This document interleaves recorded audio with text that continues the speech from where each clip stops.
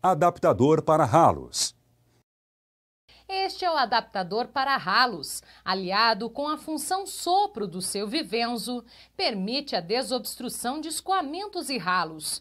Para usá-lo, coloque a mangueira na parte traseira, na saída de ar. Gire o botão na posição wet. Em seguida, coloque o adaptador na palma da mão e encaixe-o no pegador da mangueira. Ligue o aparelho. Solte um pouco de água no ralo e pressione ar e água com movimentos para desentupir. Logo o ralo estará desobstruído.